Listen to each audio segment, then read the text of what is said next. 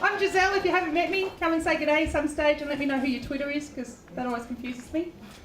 We've got a massive night tonight. We've got visitors from Adelaide and people who've moved from Brisbane and all sorts of things, so don't be shy and say hello to people you don't know, because some of them are standing there going, I know 3 people.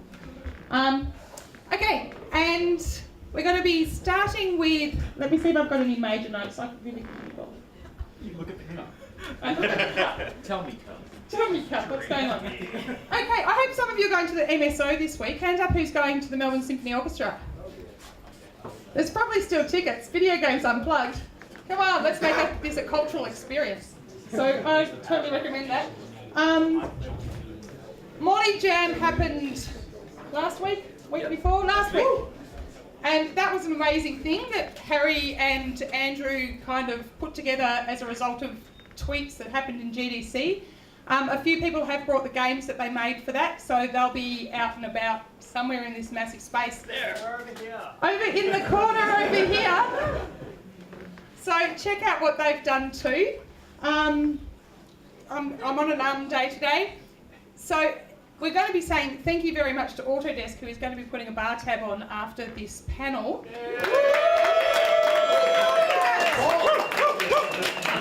And with no further ado, I will welcome Paul Hellier from Autodesk up here to tell us about his new game, Stuff 2013. That's the biggest cheer I've ever had. This is like a political rally. Like, what about the workers? Bail you out. Hey, yeah, so I'm Paul Hellier. I'm with Autodesk Media and Entertainment. I'd also like to introduce a new colleague of mine. Come up. David Swizichevsky. So David is, that was perfect pronunciation, as ever, not. So David is an animator, formerly he's my technical right-hand man, formerly with Plastic Wax, Team Bondi, Photon, and lots of other places in Brisbane and based in Sydney. Yep. I'm based in Melbourne, so we've got most things covered. So you can go now. Oh, okay. Thanks for the drink, so he's very, very sociable, and he would love to have a beer with you later. So yeah, so we're here to talk about GDC, and I feel like I'm swinging off thunder here. So these guys will share the themes of GDC much better than I can. But yeah, I was lucky enough to go this year, and I didn't quite know what to expect this year. But one thing that immediately struck me, it was fucking huge. And I read later there was something like 22,500 people there, 15% up on the year before, so it was absolutely amazing. And so, you know, you read 1,000 articles about the game industry and there's 1,000 different opinions, but whatever people say, you know, games is definitely absolutely happening and, you know, such a vital part of our culture these days, so that was great. You know, in terms of themes of GDC, I'm not really going to talk about that, but I'll tell you what wasn't a theme of GDC: technology. I don't know if you would agree, but there wasn't really much on the expo floor or talk-wise about technology. And you might think, you know, I think that's a good thing, and you might think that's a bit strange coming from someone from Autodesk, but, you know, I think the reality is the economics of games have changed, like, massively in the last 4 or 5 years. You know, 4 or 5 years ago, it was all about how our 200-man, you know, technical team built this amazing engine and overcame all these technological challenges for PS3 and Xbox 360. But now it's like, shit, how do I get my game out on all these different platforms? And people really don't want to have to deal with like the hardcore, techie, difficult stuff as new platforms come out. And I think people are happy to outsource that to other people, you know, like us. And if you look at the success of people like Unity, apparently Melbourne's got the 5th biggest number of Unity users in the world. Which is pretty amazing, you know, and that's done well. And Unreal continues to do well, right? People want to outsource the painful technical stuff. So that was really what GDC for us was all about this year. So we launched our new releases of our gameware portfolio. So I bet none of you know what gameware is, but it's basically a rebranding of our middleware offerings. So I can't believe actually no one ever took that name before. I mean, gameware, you'd think someone would have snaffled that, but anyway. It's Autodesk gameware, it's all our middleware. So we've got a bunch of stuff. Actually, we've got quite a big stable. Probably, I would say we sort of rival Havoc these days. So I'm not going to bore you with the details on them all, but we've got stuff for AI. We've got Beast for global illumination, which isn't actually runtime, it's pre-baked technology. We have Human IK, which is a full body IK system for secondary animation, and we also have Scaleform, which is basically a design your UI in Flash, and then Scaleform will rasterize that and run it in whatever engine you're running, including the new thing is on mobile platforms as well. I think all the major mobile platforms. So Scaleform is a pretty hot property. So I just want to say, check out our new website, gameware.autodesk.com. You can download 30-day trials, fully functional, of all those different middleware products that I've mentioned. And if you want to know more, just come and collar me. I'm not going to talk to you about Mira Max and all that good stuff, but again, anything you want to collar me about, I'll be at the bar buying drinks. Without further ado, I'll hand you over to these wonderful people. Thank you. Lovely work. Okay, I'm also, I'm one of those people who didn't go to GDC, so I'm not going to bore you completely. And I'm going to leave it up to these guys. If they get to do all these fun things, they have to pay for it. They'll sort of be talking, because we've got so many of them, and we've also got a MacGuffin's Curse launch later on. They'll be having a quick chat about what their major takeaways are, and then we'll have a little bit of a chance for Q&A, and then we'll open the bar and have a break, and then we'll come back for MacGuffin's Curse. We are having some technical difficulties regarding cables. When someone can make all the cables the same in the world, I will be a very happy woman. But in the meantime, so it might not be quite how we were planning, but we roll with the punches, that'll be fine. So we have Tom Killen from the Voxel Agents.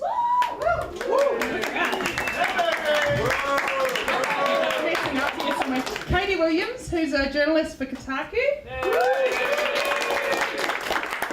Trent Kusters, who wasn't there with League of Geeks, but that's the one I'm going to name now because I love them and I can't remember the other one.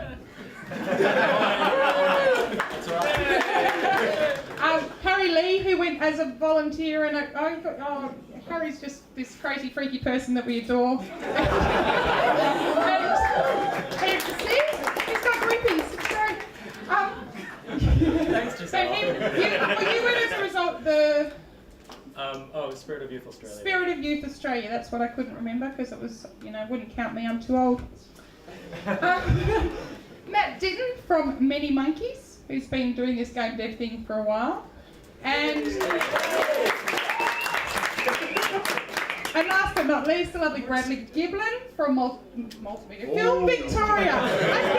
No one saw him. So thank you very much for sharing your experiences with us, and without any more carry on from me, Tom is going to kick it off. We'll work it that way, and then we'll do questions. Thank you. Alright, cool. Yeah, well, to start it off, just first of all, GDC is freaking awesome. Like, it's sort of, you've got to go. It's just a week of insane learning and parties and everything. It's just amazing. It's like a must-do thing when you're in the games industry. You really should be attending GDC. It costs a lot, but it's just worth its weight in gold. So this was my second year that I was able to go, and both times that I've gone over, I've checked out two talks in particular that have really stood out to me. And they run both these talks every single year, so it's good to watch how they evolve.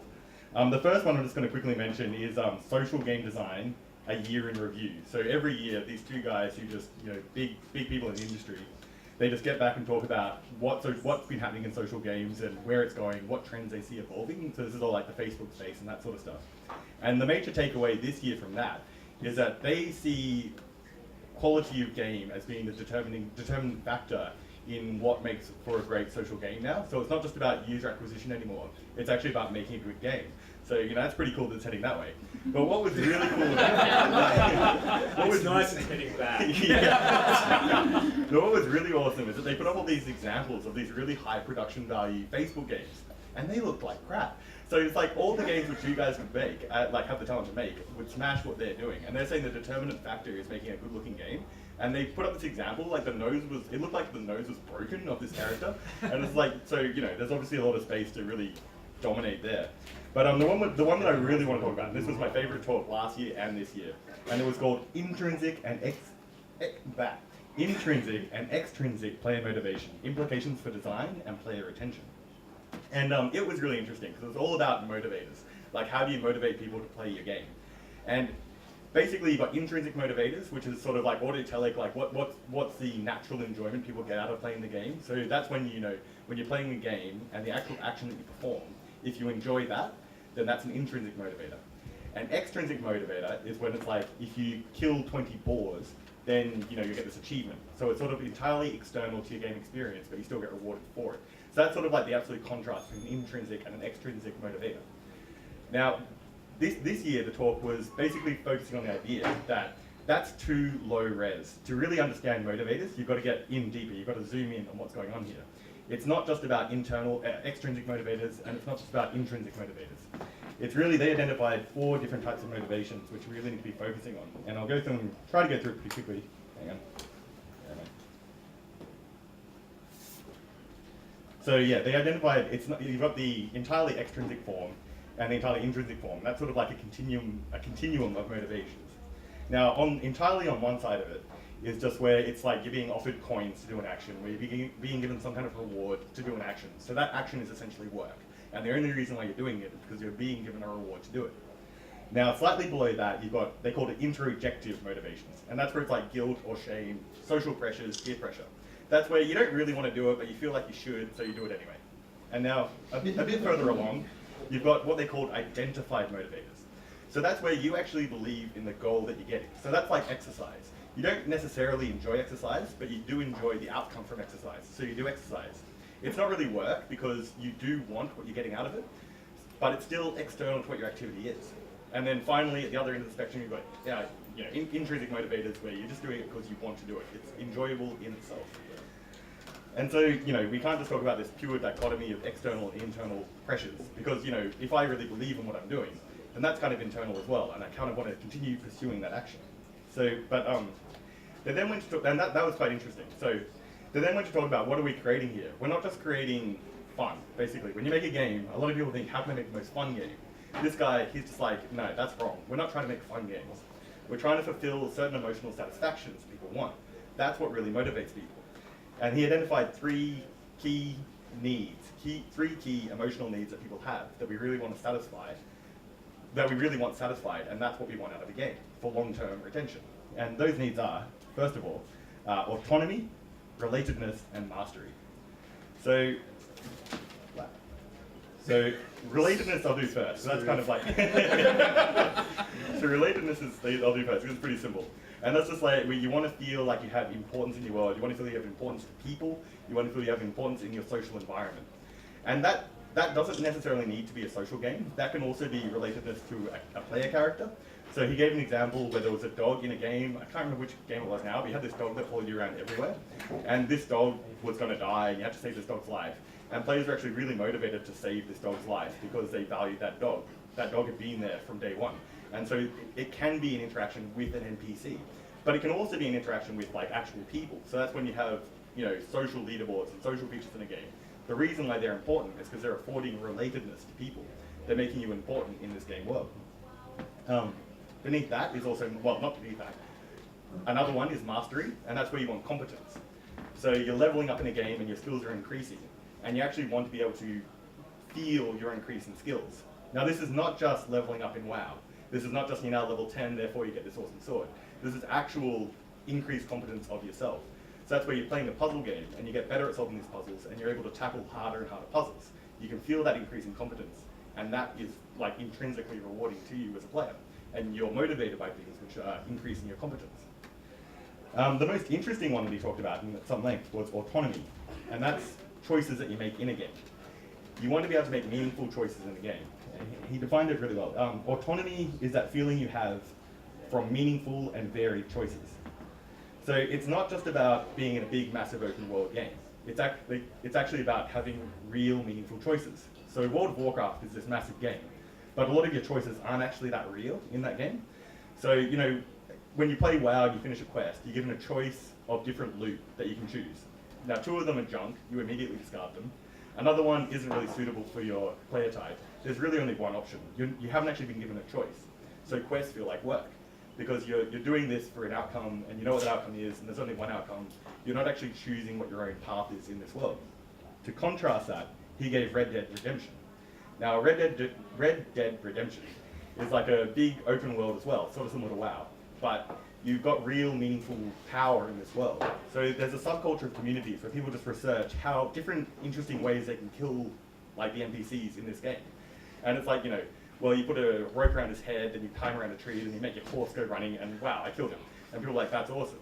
And they've actually got real choices in this game, because it's not just like, oh, I picked up a new weapon, which means I can, you know, when I press the one button, he'll die this way. They're actually really discovering how to make this world work. And, you know, when you think about Minecraft, that's really what it's doing. It's hitting all three of these things. You know, you've got relatedness because it's a social game, and your importance in that world and your community in Minecraft is really important because you're all working together to build your community, like if you're playing on a server. You've got mastery because you start as this weak little person who eventually builds up your powers in your world to a point where you can completely control your environment. You're not doing this through any sort of like external force. You're not leveling up. You're just learning how to control your world. And you've got autonomy because you're literally controlling your world. Everything that happens in that game is because you made it happen. It hits all these bases, remarkably strongly. Because it hits all these bases, their players have been turned into evangelists who will like go out there and spread the word of your game. And that's basically, you know, those are the three needs you really need to hit to make a game. So yeah, that's more or less what I'm going to wrap up. And what is it? I got my last thought written down here. And this sort of relates back to social games. This guy made the point, don't call people whales, which is a big thing in the social gaming space. They talk about whales who are the big spenders. He made the point that it's actually a really dehumanizing term. It's also a controlling term. We want whales to, you know, spend a lot of money on our game, and we want to funnel them into paying lots of money into our games. Don't call them whales, don't think of them as whales. Think about how you can empower them as players. So, you know, he did suggest a terminology shift to not calling them whales. So yeah, that's well, he didn't suggest, but I guess your biggest fan, maybe. Oh yes, beautiful swans. Yeah, no, but that's what I've got there. So that's what Much needed in love custom. But yeah, no, it was called intrinsic and extrinsic player motivation. So if you've got access to the GDC vault, check it out. If you don't, come and talk, and we might be able to work it out. But yeah.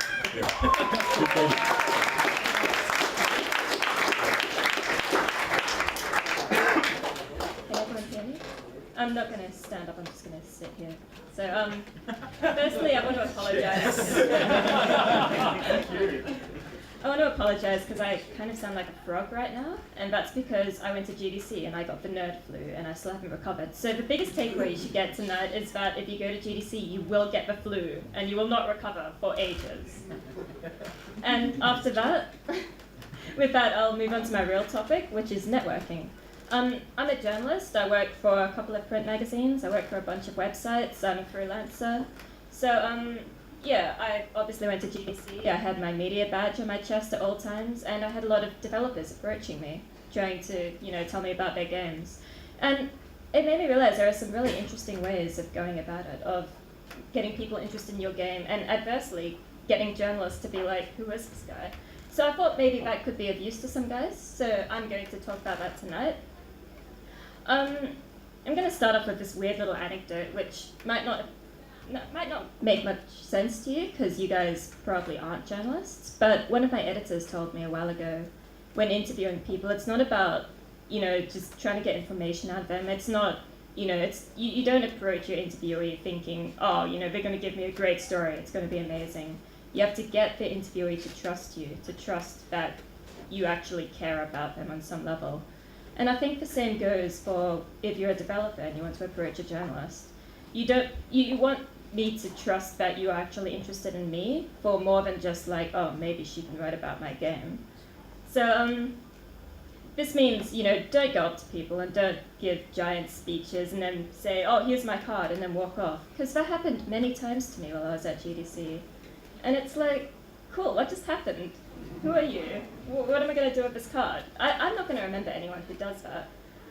There seemed to be this big game about giving your business card to as many people as you could at GDC, which I don't recommend, because if you're going to shove a business card in my face and then everybody else around me, it doesn't make me want to get to know you, if that makes any sense. It's like, you don't really care about me, so why should I really care about you?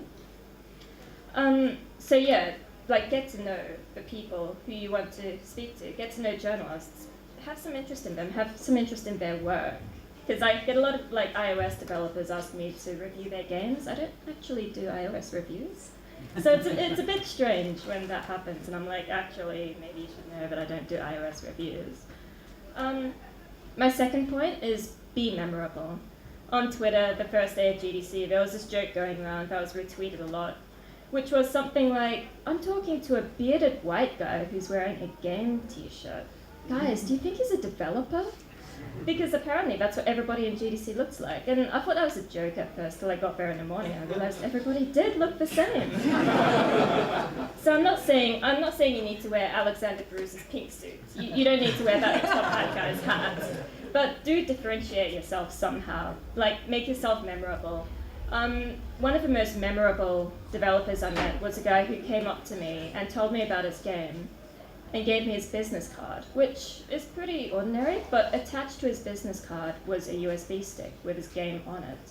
That was incredible to me, because like, you can come up to me, you can say, hey, you should download my game, but I'm gonna forget about it by the end of the day. If you actually give me your game on a USB stick, I'm going to play it. That's awesome.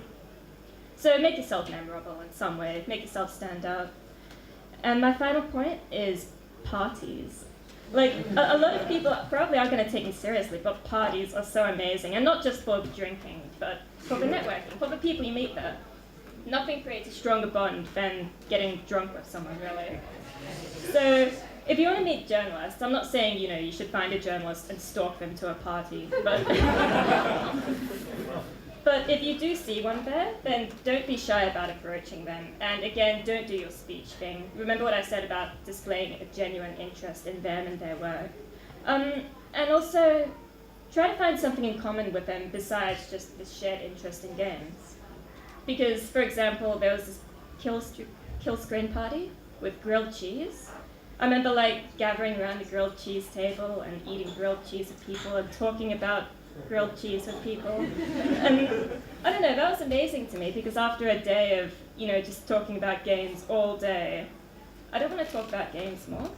I would say at the parties, at the kill screen party especially, I had a much easier time remembering the guy who shared the same taste of music as I did, rather than the guy who was like, yeah, I want to talk about games some more after, talking about them all day already. So that's pretty much all I have to say. I just want to give a final shout out to this. It is the metagame. It is a card game about games. It is so amazing. I met so many friends through this thing. So after this speech, if you want to play around with me or Harry over here, just come say hi and we'll play the metagame and make friends. Thank you very much.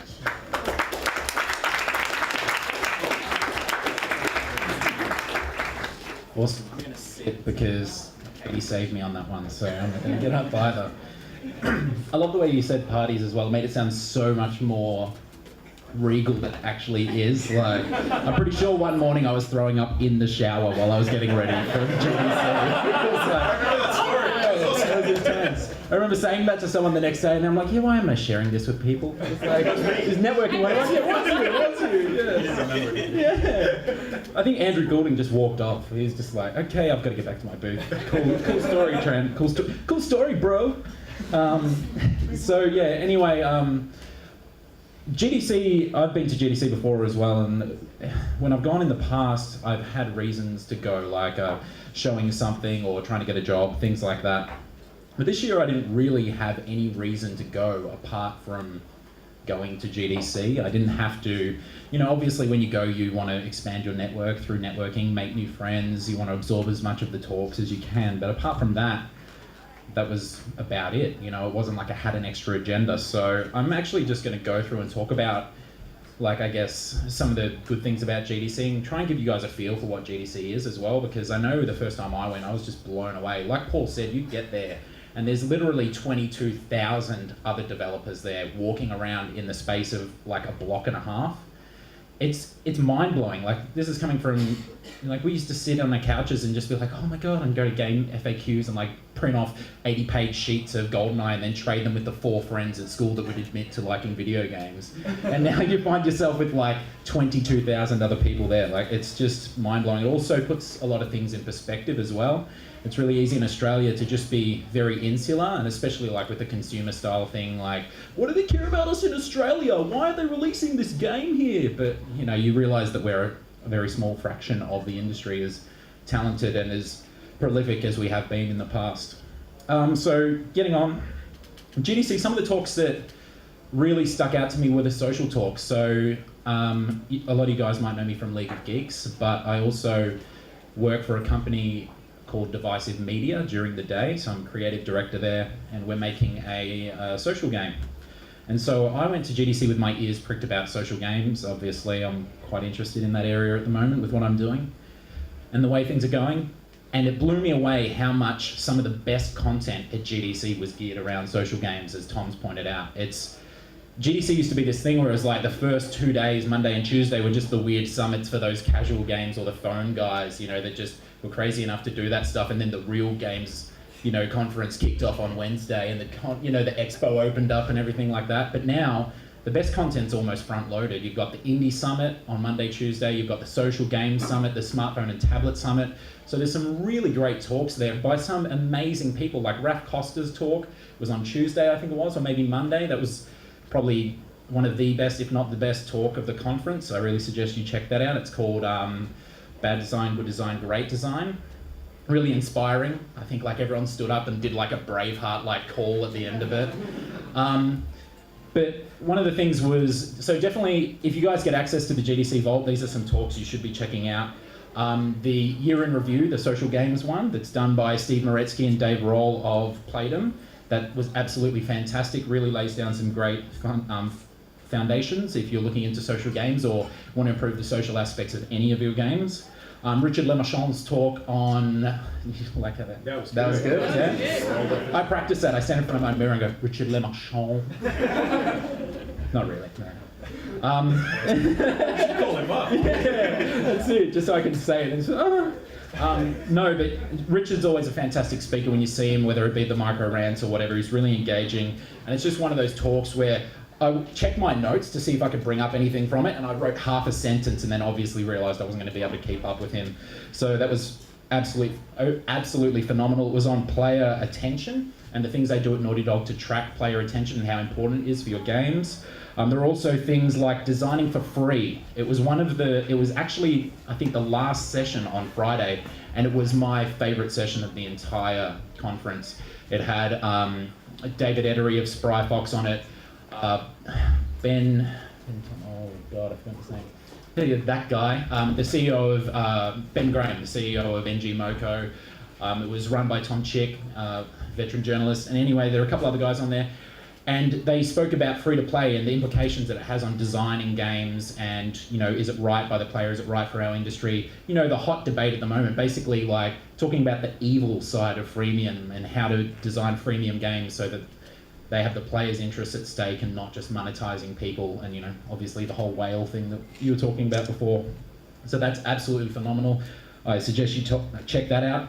Now, as a person that's written for games a few times, I consider myself a games writer, among other things. I have a writing background. I'm always absolutely bitterly disappointed in GDC's writing content.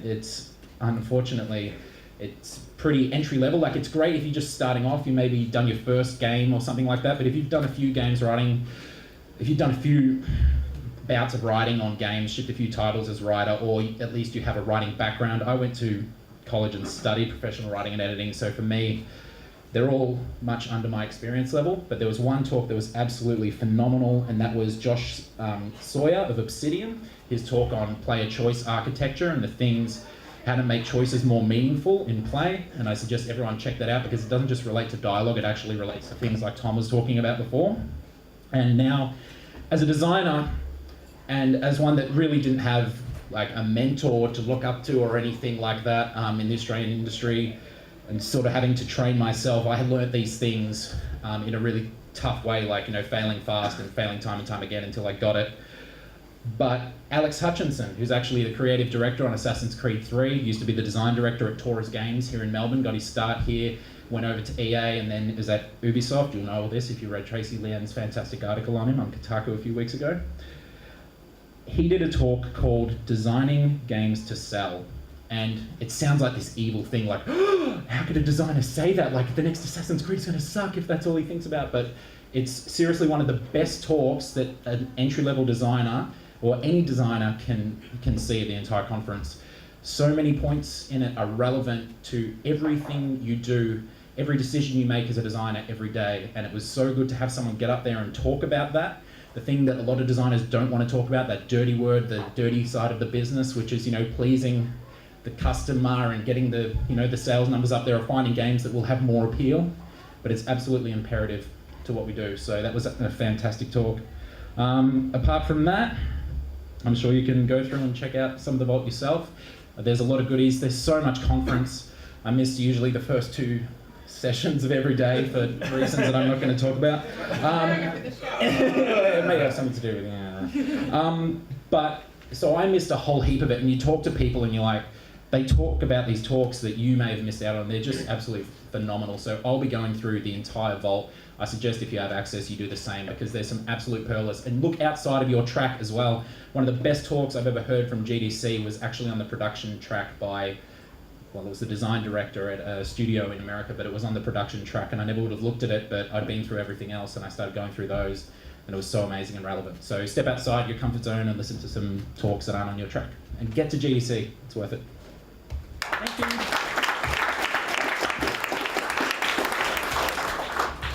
Hey guys, I'm Harry. I'm going to talk about the volunteer aspect of GDC. So I was fortunate enough to go as a conference associate, who are the most awesome group of people we will ever meet. Right, Jen? Yes, definitely. Jen, could you stand up for a second? I just want to show this up to everyone. Woo! Give it a round of applause to Jen. She's wearing a genuine 2012 article from GDC. It says on the back, "Ask me, I can help." And on the front side, it has a picture of a scientist looking at voxels. This, ladies and gentlemen, is what you can get out of GDC if you become a conference associate. Also, two t-shirts, not just one. The other thing that you can get is a kilt. Because CAs love their kilts. So, thank you. Too many kilts? You can never have too many kilts. Thank you so much, Jen. That's the point. Yeah, a lot of guy kilts. Aren't kilts? Oh yeah, guys are kilts. My mistake. Yeah. Great. So yeah, conference associates, what do we do? We're basically a bunch of volunteers, and it's an organization that has been running since the start of GDC, and it is a family. You truly feel connected with these great bunch of people, all of whom are really passionate and interested in games and development and discussing how we can improve the medium and the industry. So that in itself is amazing and worthwhile trip. The second thing that is just completely mind-blowing is that if you do get accepted as a conference associate, you get a full access pass to GDC for free. And they actually give this to you in exchange for about 24 hours of work, which is nothing over a week, really. You get so much experience and so much joy out of this that I don't understand why you're not going to the website now and just like, go, quick, apply for 2013. It is an amazing experience, and you really need to apply as a conference associate. I was fortunate enough this year to be able to go to GDC due to Qantas. I received the Spirit of Youth Australia Award, so they paid for my flights over there. So that's actually also another nice thing, if you can try to subsidize any costs there. The second way that I subsidized costs was staying at the Indie Hostel, and that was one of the best choices I made. So it's a hostel in downtown, it's Hostel International, and it's $29 a night, which is like, wow, that's cool. But the second thing, which is even cooler, is the people. And in fact, the whole story of GDC is about these awesome people who just love their, hobby and jobs and passions, and it's amazing. I just can't express how awesome the atmosphere is. It's just people walking around going, games, I love games. Okay, it's not, but with their eyes as opposed to with their mouths. So with their mouths, they're talking about other cool stuff like, design pitches and whatnot. So actually, just on a side note, tangent, they've been talking about a lot of things for the GDC Vault. If you're not part of the GDC Vault, and it is a little bit expensive to get in, there are a number of talks that you can access on the web for free. Two of which I highly recommend. If you look up Zach, who did, I forgot his last name, Spell Tower and BitPilot. Gage, thank you so much. He's an artist and multidisciplinary artist, and he makes amazing games. He did a talk on putting the tactility back into iPod Touch games or iPhone games, and you should definitely look at that. The slides are available online along with the notes. The second talk that I recommend looking up, again, not in the GDC vault, is Matt Ricks, who made Trainyard. It's part of Magical. He did a talk along with the guy who made the levels for Cut the Rope on level design, and that was mind-blowing. So definitely look at those two things if you don't have access to the GDC vault, and there's a couple of other things floating around. So, going back to the Indie Hostel. I was there, it was real, there were people, I could touch them. I didn't, but I could. And You have a bit above Harry and then Middle Night. yeah, it's I feel your presence. And you just by osmosis start absorbing these amazing things, and you learn things from these people, and most of all, you make amazing friends. You know, forget about the networking of giving people your business cards. You make friends by going and hanging out at the hostel, or just walking down the street with someone and discussing what you're up to. And it doesn't have to be about games. It can be just about what kind of music you like, as Katie pointed out. And that's where all the friendships and where the most networking and experience you're going to get out of GDC comes from. The other thing is, because I'm under 21, I wasn't able to go to any of the parties. And that just, yeah. So that was disappointing. But it's okay, because I feel like the parties weren't really anything much. I tell myself that every night. In all seriousness, it's no big deal if you can't make it to all the parties, because there's just so much to do otherwise. So for example, while you guys were eating grilled cheese, I was having a game jam with a bunch of indies from all over the world, and we made a game called Get It Up. If you don't know what Get It Up is that like... Is it similar to Got No, sorry. No? Okay. It is a computer game, right? No, it's not. Okay. I think you need to demonstrate it. I think, yeah, well, we'll play it a little bit on later on, I think, Katie, yeah. So, sorry. It sounded bad, but it's because Katie knows the game and we're demonstrating. I'm just going to get a shovel and dig myself out. If you don't go to the parties, it's okay. There are amazing opportunities awaiting for you and amazing people to meet. Definitely go there. It's worth your time. It's well worth your money. Thank you.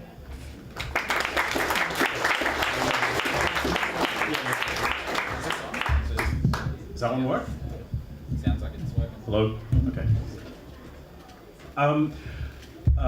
Hands up if you're a student. Hands up if you're a developer. Hands up if you're starting a company.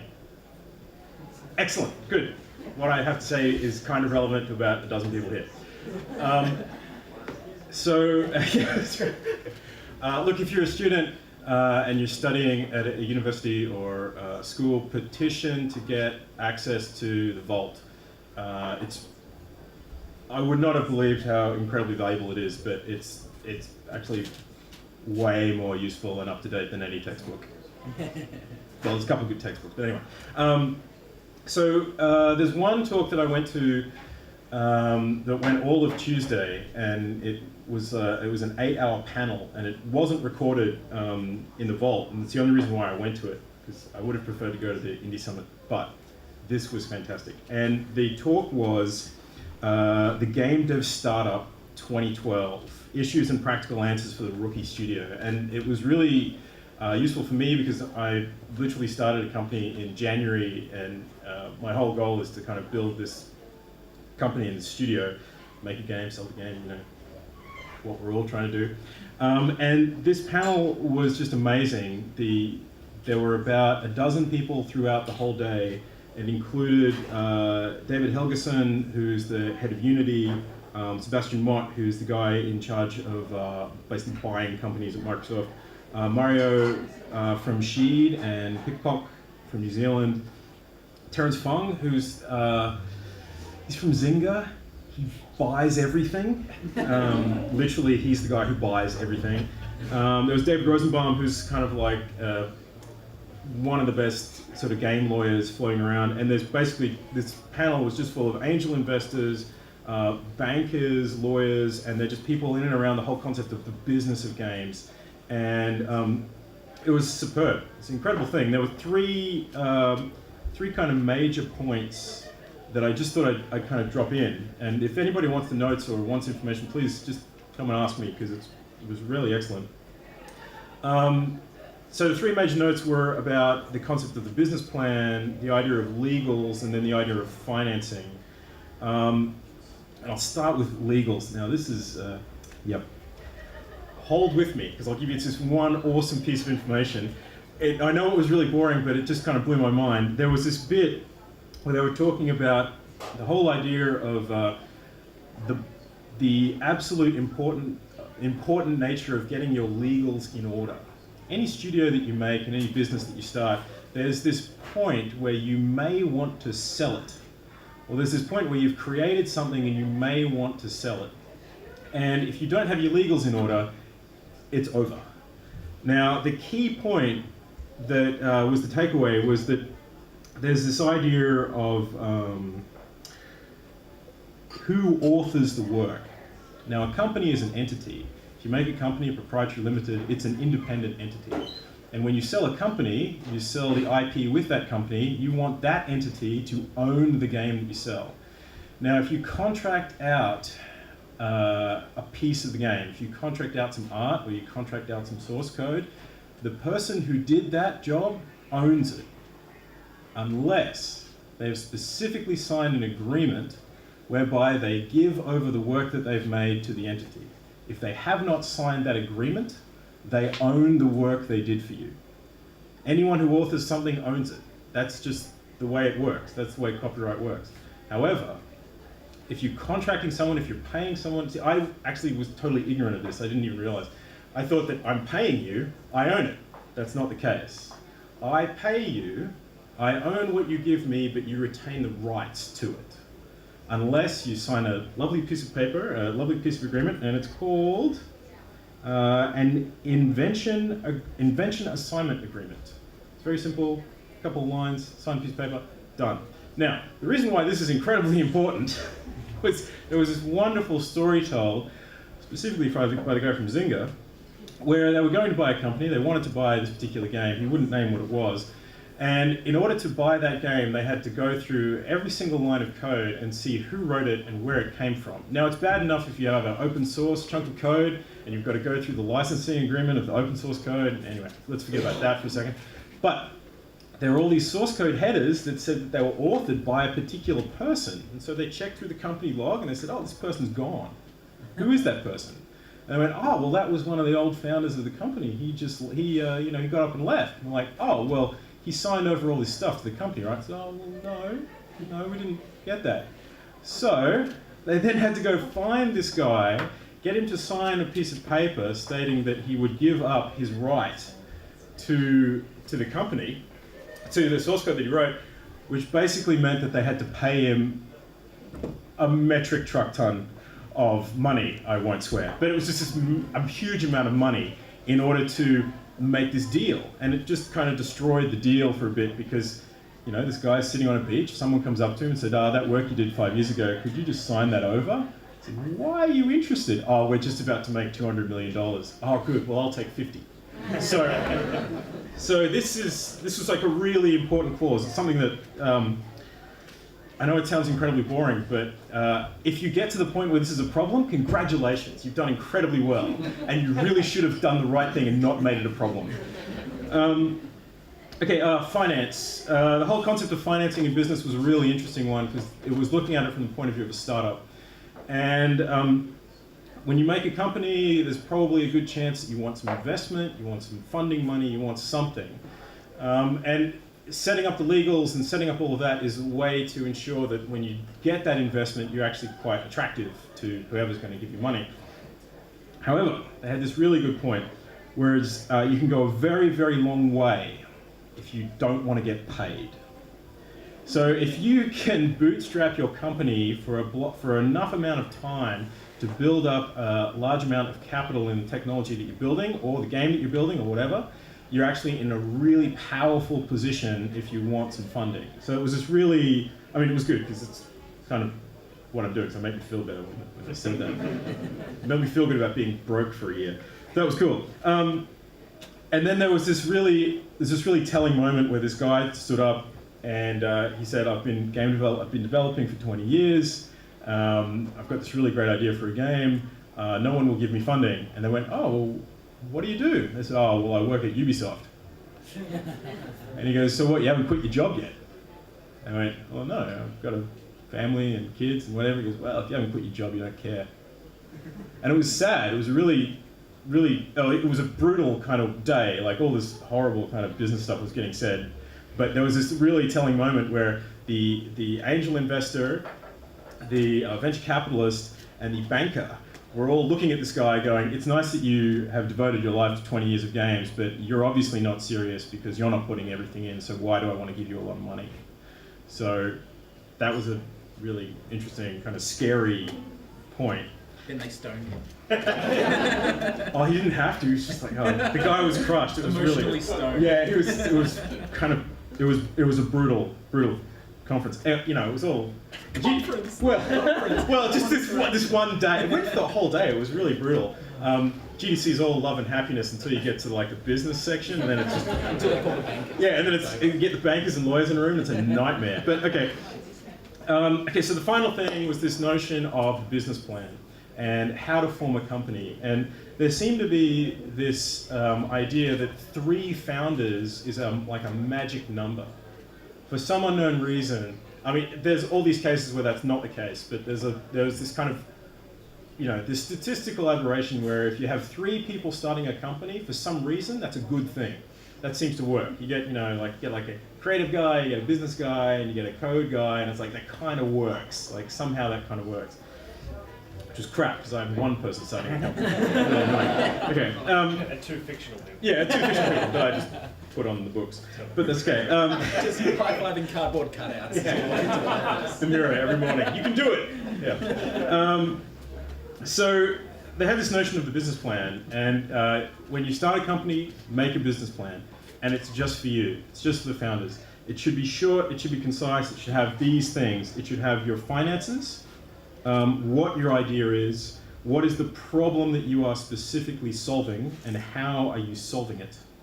What are you going to spend all your money on, and who is the team? The team is absolutely pivotal. All of these business people, once they got to the point where they were actually they were selling off something and they were actually going to like buy your company, the amount of money they bought it for was figured out within 8 hours or something. What took the next month of negotiation was figuring out what happens to the team and what happens to the sort of social contracts that happens in the companies. So it was really this kind of telling thing where the relationships that you have in the company and the relationships that you have of people around the company is the most important thing for any company. So that's an internal business plan. Change it a lot. It won't stick. The one really telling point was that you need to have enough money to get your company to the point where you've changed ideas so much that you've come to an idea that works. That's the key. Whatever you started with is probably not what you're going to end up doing, but you need to keep yourself alive for long enough to get to the point where it's like, oh no, wait, this is going to work. So that was a very common story. And the final thing, at the point when you want a lot of money, get a lot of advice. So at the point when you want to go to an investor, you want to go to angel investor or venture capital or whoever, you want to get a lot of advice because particularly if you're looking for US investment, it's ridiculously complicated. And it's also a little bit scary. But no matter what, you have to put together an external business plan, and your external business plan is probably the shortest and most concise document you will ever put together. It's between 5 and 20 PowerPoint slides. That is the story of your company, and that's it. If you bore them, they're not interested. It's got to be this like, hi, how you doing? I want money, you want to give me money, this is the story, check it out, look how good we are, thanks, let's have a drink. That's it. That's what. If you're not getting to the point where they want to have a drink with you at the end, you are not getting the deal. So it was this really kind of telling moment. And the one huge takeaway of the whole day was actually from the guy from Unity. They started with 3 people, the magic number. They worked for about 2 years living on noodles in a guy's basement. They failed constantly. They wanted to make a game. They were really bad at making games. They ended up making some tech. 2 people were interested, so they kept it going. And then there was this point where all of a sudden everybody in the industry wanted it. So they had this like beautiful piece of timing, which was a key moment for them. But the biggest challenge that they faced over the whole thing, and now they're worth some squillions amounts of dollars, the biggest challenge they had was just not giving up. And that was it. So if they'd given up, I would not be using Unity in my game, and they wouldn't be worth millions and millions and millions of dollars. So if you're starting a company, your hardest thing is just not going to give up. And that's it.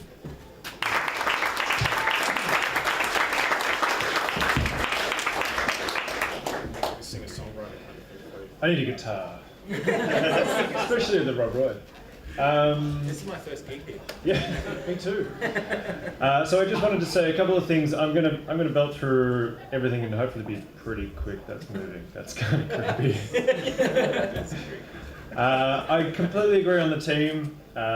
Completely agree on the legal aspect, and completely disagree with Harry on the value of parties because they're incredible. And yeah, it does. Look, it does suck if you're not 21. You can still obviously go to most of it.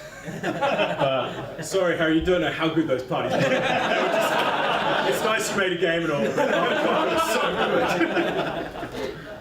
good. But yeah, as kind of everybody said, having a drink with somebody and actually getting to that stage where Matt was saying at the end, after all that talk about investment in games and pitching a game and hey, cover my story and all the rest of it, getting to that stage where you can have a drink with somebody is super important because thank you.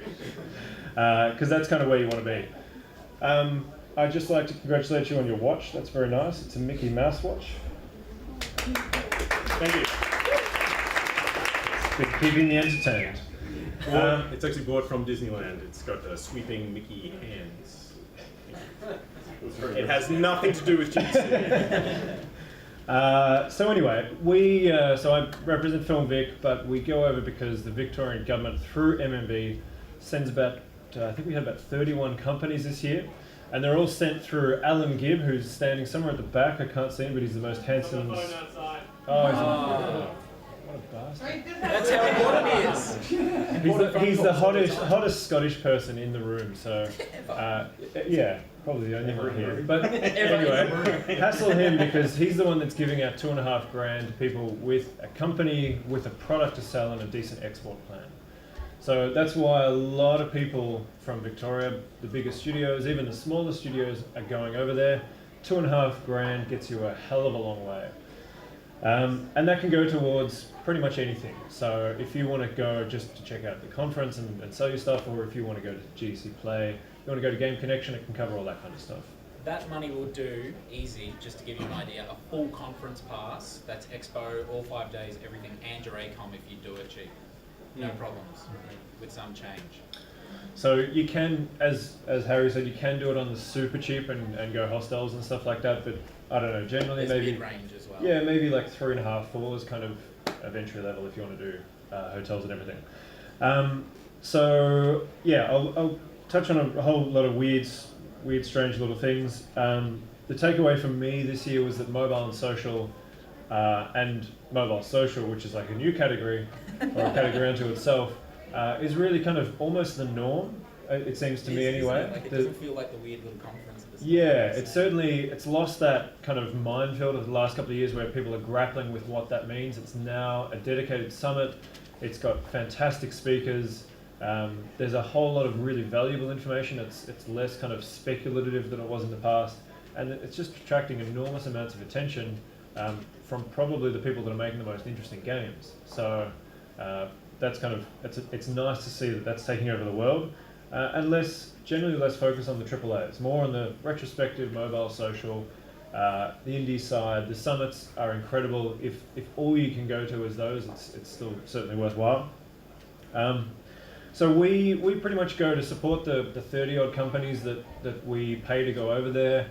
We try and make connections between people. We try and basically dig up business development opportunities, and we just meet enormous amounts of people, generally around 150 to 200 people over the course of the 5 days or thereabouts, plus all the nights, which are incredibly important for meeting people.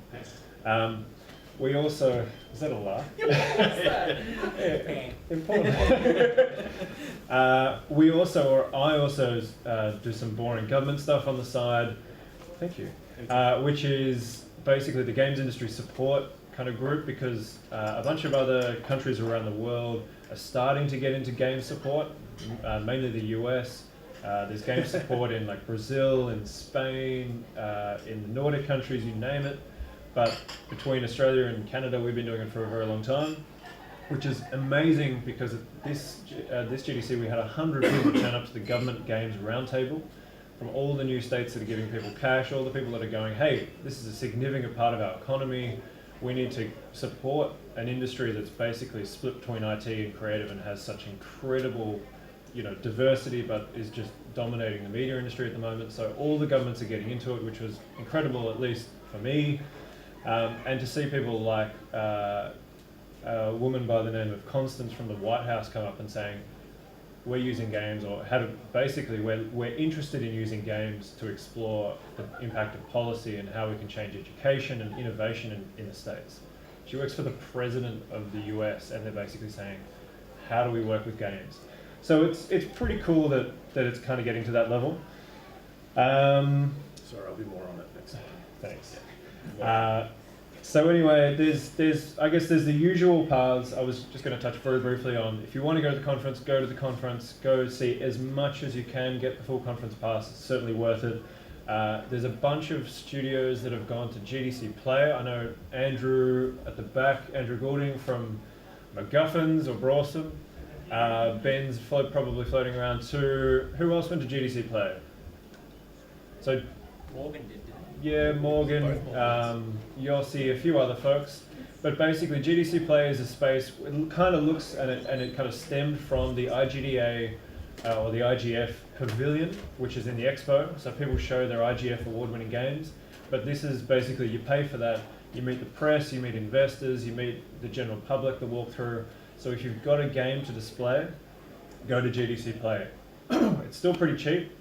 I think it ends up being like $3,000, or we might be able to get a deal for $2,500. But basically, it gives you a booth, it gives you a computer, and whatever else you need. It gives you business matching. If you've actually got a game ready to go or pretty close to go, definitely think about doing that. The other alternative to that is Game Connection, which is slightly more serious, kind of upper class. You get your own hotel room. That could be handy for Carrie. But basically, it's again business matching and that kind of stuff. It's very, it's very focused around the business matching. I think it comes in probably a bit more like $3,000 to $5,000. But if you're in the more console space, or maybe you want to be a bit more private about your meetings, Game Connection's the way to go there. So there's a few things on my list that had insanely cool GDCs. One is, I met the guy who made Turok, the guys who made Auditorium, and the guys who made To the Moon within the space of about half an hour. That was pretty crazy.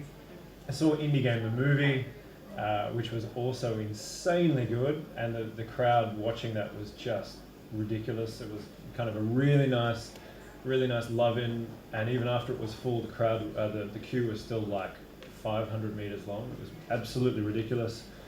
And just to echo something Paul said before, the focus was really away from technology. That said, the tech guys pretty much own the floor.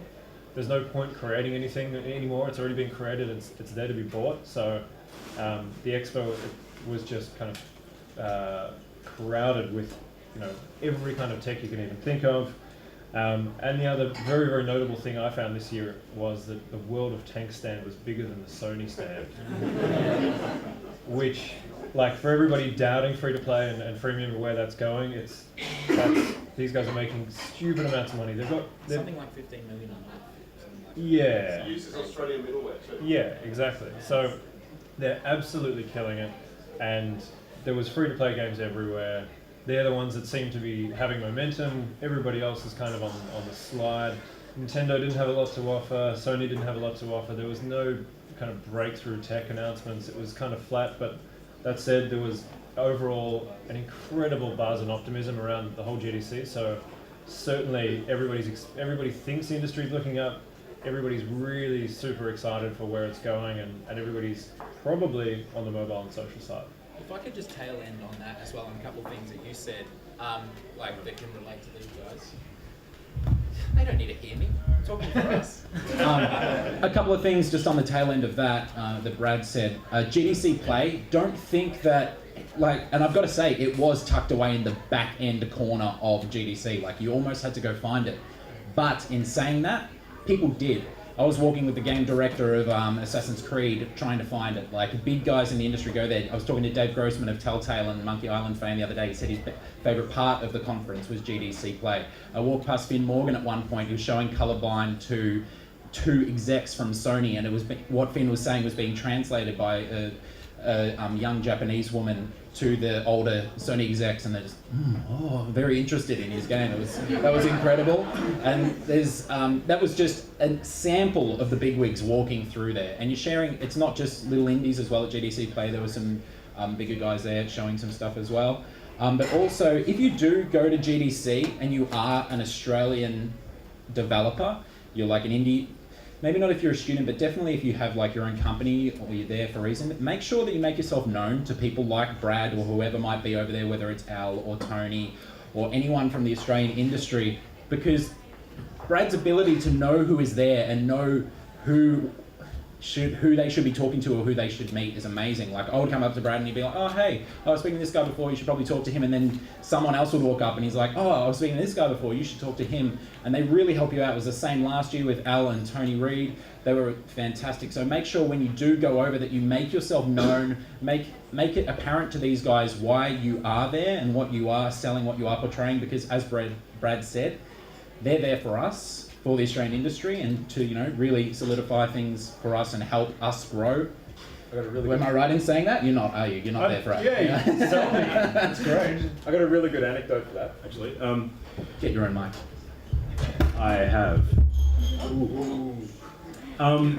So directly after GDC, I went down to Austin. I went to South by Southwest, and there's an interactive section in that. And I would advise everyone that if you want to avoid nerd flu, you just keep the party going for another week. And GDC parties are nothing compared to South by Southwest parties. They are ridiculous. But always... Sorry, dude. How old are you? 18. Oh, you're 18. Don't worry, we'll sort you. It's all good. Yes, right. Harry was at South by Southwest too. But any convention that you go to, find the Australians. This is a great trick, because when I went to Austin, I had the unfortunate horror of having really bad accommodation with this junkie cat lady and this old guy with Parkinson's, and it was just a nightmare. And my friend that I was with, he left, and I was kind of like alone with junkie cat lady, and I needed a way out, and it was Sound Australia, not Screen Australia, but it was Sound Australia that actually came to my rescue, because I met them the day before. And they were like, oh yeah, like Australian in trouble, dun, dun, dun, dun. And it's like, quick, here, have this hotel room. And it was all sorted. So any convention that you go to, if you're traveling overseas, go find the Australians. I didn't know any of them, but they're just wonderful, and they'll help you out. But Brad will give you his hotel room, just if you ask him. Isn't that right, Brad? Sure, certainly. That's now on film. Yeah. Because that certainly didn't happen, and Josh didn't go to sleep for like half an hour there at some point in time. But look, that's really all I've got to say. Yeah, except for the fact that I kind of agree with this, guys. That's our job, to kind of make those connections. We're unbiased and kind of neutral enough to know, hopefully, a truckload of people, and be able to make those connections that other people, when you're trying to pitch your own game or you've got your own objectives, might not necessarily see. So certainly come up and talk to us. Between myself and Al, there's quite a lot of experience there, but there's also a little bit of cash, which helps. Cheers.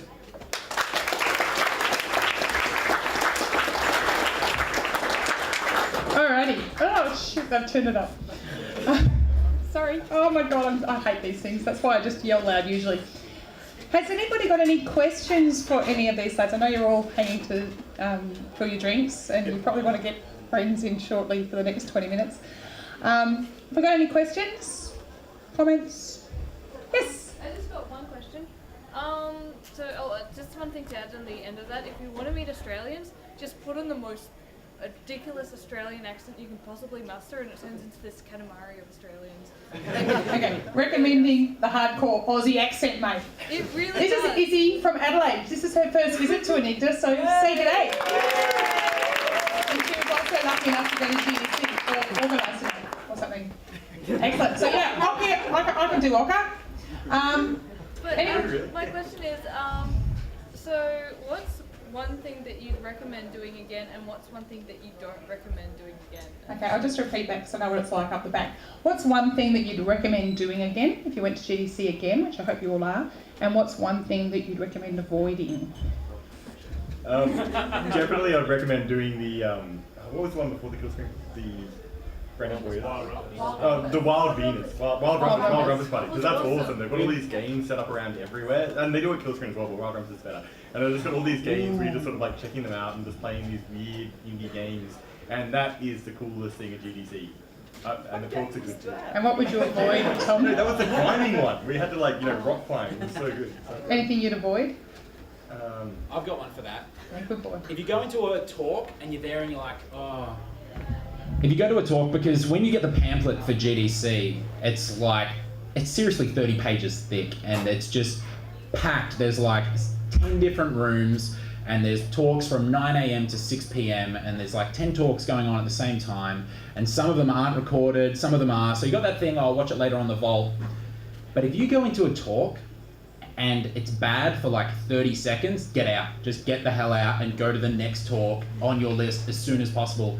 I made the dreaded mistake of sitting through a couple of talks that I probably should have just got out on. I sort of gave them some time, but they just stayed bad, and I know I can never get that session back.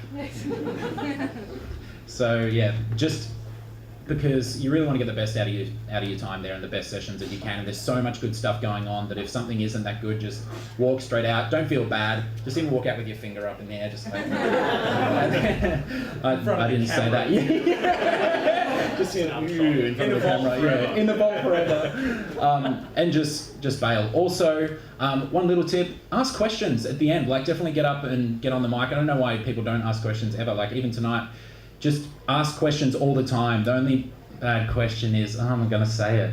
The only bad question is the one that you don't answer, and you learn so much. You've got these people that are pillars of our industry up there, and you can. That question is a comment. Yeah. Take that as a comment. Yeah, statement questions. They're awesome. So my tip, I would say get in probably 2 days early if you can, especially if you're going to stay at a hostel and it doesn't cost you that much money. It's incredible. Certainly go to Alcatraz, but you won't be jet lagged, which is kind of the main thing. And the worst thing is there's no excuse to go to Starbucks, maybe except for the free Wi-Fi. There is lots of good coffee places. You just need to know where to find them. I would suggest not being in the States for a month. Or longer. Having said that, next year I have this insane plan where GDC goes for a week at the beginning of at the end of March, and South by Southwest goes for 2 weeks at the beginning of March. So I've got this crazy plan, and Tom's coming along with me, right? Yeah, buddy. That we go to the States for March. And this is kind of the brutal interactive experience of the major conventions happening in the States at the time. Go to Austin for 2 weeks for South by Southwest Interactive, and then straight to GDC for GDC, and really brutal. But the one thing you should definitely do again is go to GDC. Don't stay with a junkie cat lady. Get your accommodation sorted. Don't fly United. Yeah. A lot of nodding there. Fly Qantas. It's worth it. That's all I'm saying. It's worth it. Or any New Zealand. Or any New Zealand. Really Controversial. Definitely do become a conference associate. Apply for it now. Yay! Definitely do stay at the indie hostel. It's not, horrendous place to stay, and you meet amazing people. It's all about the people you meet. No, you don't meet the cat lady. You meet, you were mentioning To the Moon, the guys who made Freebird Games, right? They were staying there. And so it was Stephen Lavelle and Crepare, so it was Terry Kavanagh, VVVVVV. Too many V's. Too many, sorry. Yeah, that one. Sounds like a good night though, where you make a game called Get Up. You know it. Okay, and then the other thing, do not forget your electronic visa waiver. That would be bad. Basically, don't fall into that. Don't do that. No. Don't go to the wrong site and pay for it either. I had to cancel my credit card on the day I left for GDC because of that rubbish. Don't do that. They'll make exactly like the government. And that's what things are. Oh Yeah, to talk to Brad about like not doing that. You're ready, yes. Do come to us to ask questions afterwards, and do not forget to tip. Oh, and if you're going to any of these any of these kind of like all-day conferences, a phone is totally invaluable. Go when you turn up in a foreign country, go buy a SIM card and get your phone working, because if you can't contact people or get data or figure out where the hell you are, you're pretty much just lost and alone and crying in the corner. So get your phone working, and then get a spare battery or external batteries for iPhones and stuff. Battery, I'm like, what is that? No, it's Is like, that a 5510 hidden under that? no, I bought this awesome thing. It's like $80. It's like a battery unit. Sorry, Giselle. That's alright. Anyone else? Any I got comments? one more. One more. So there's a site called Mobby Passport. They basically pre-sell SIM cards that will work in any territory. So you basically have a SIM card that you know is going to work as soon as you land on the ground with cheap data, which is invaluable. Having data is huge. And I forgot the other thing I was going to say. Go! Oh, this is all tangly now. For embarrassment. Have we got any more questions? Okay, next month you've heard you have to ask questions. I'm going to ask for more next month, but I think you're all probably pretty thirsty, and because there's nowhere to sit, we understand. We will be breaking for about half an hour, and then we'll be coming back with MacGuffin's Curse goodness. I'm going to get it right one day. In the meantime, thank you very much to our panellists for sharing their joy. And thank you very much to Paul and Autodesk. Drinks. So, yep, catch up with people. Paul's happy to talk about gameware and all of those things, and in the meantime, he's buying you a drink. Awesome. We'll see you in about half an hour.